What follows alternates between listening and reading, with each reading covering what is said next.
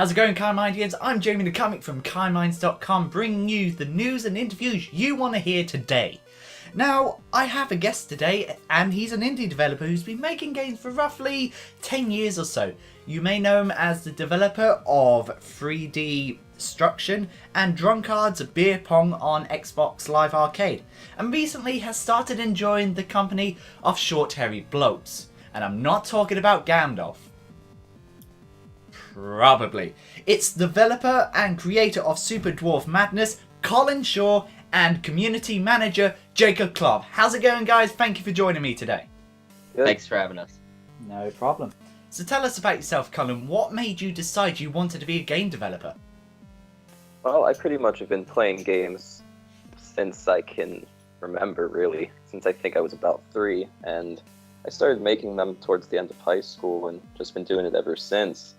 This game is sort of building off of everything I learned while I was working on Xbox, because it helped me, sort of build a sort of 2D engine. And I built a previous game with guns, and I wanted something that used that, and I thought Dwarves would be the best to have guns. And what's your role in this, Jacob?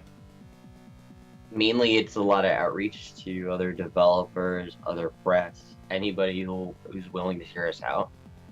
We have a long way to go to meet our goal. We have to reach $12,000 in less than 2 weeks. And right now we're at about $4,000.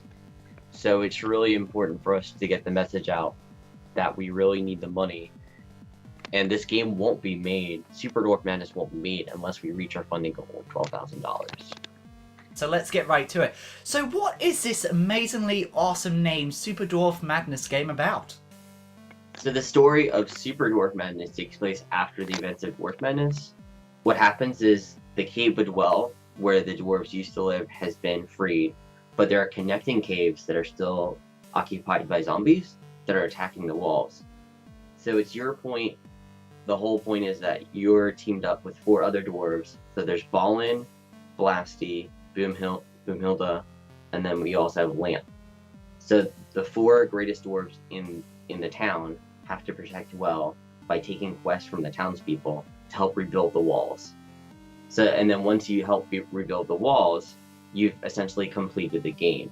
But we're going to have things like daily challenges where the game is always changing every day. We're going to have loots where you can achieve to try to get better armor, more gold to buy new weapons with, things like that. So, Sounds interesting. But why twin stick shooter? Well, I just really like a lot of the twin-stick shooters I've played, especially on Xbox, things like Geometry Wars, and in the indie games section, I made a game with zombies in it. That was a really fun one for me. I just wanted to try and capture that vibe, but sort of give it a different RPG twist. How long has this game been in development for, and can you share any funny moments that happened during production? Well, let's see. I started making it as just there's a site called One Game a Month. It's just sort of a challenge for developers to try and make 12 games in a year. And it started as that, but then, I don't know, we played it so much and everyone had a lot of suggestions for it, and we just kind of kept adding things to it and building it up. As far as funny stories, I guess the funniest one was when we did the Boston Festival of Indie Games, and there was this about 12-year-old kid who just wouldn't leave the game. He just kept playing round after round, and his mom was sitting next to him, talking to us, wish you would just finish already. But, we were proud to see someone enjoy it that much. It's always rewarding when you know people actually enjoy your work, so I'm happy to hear that for you. Now, high-profile game developers have the luxury of investors and money in the bank, but as an indie developer, you don't have that luxury. So how important is crowdfunders like Kickstarter, for example, for developers like yourself? Because you can't always rely on the money you made from your past games, can you? No, that's definitely true. And yeah, I guess that's sort of what Jacob was saying. There's really only one way we could fund this game, and that's through Kickstarter or, any sort of crowdfunding. Because basically we just, we can't afford to hire more people that we need to build bigger games. So what's going to be different from the demo to the finished version? Well, the demo is based off of the Xbox game that I made by myself, Dwarf Madness. And it's pretty much just a straight PC port of that with, a few changes so that you can get into the action a little sooner. With Super Dwarf Madness, we really want to focus more on like character development and sort of team building. We want to have quests where you would have to pair up with other dwarves, and each of you takes on a certain role. Each dwarf is going to have their own like favorite weapon and certain items that only they can get. And just overall, it's going to be less of an arcade style experience, more of a, long-lasting action RPG adventure thing. So when can we expect a release and on what platforms?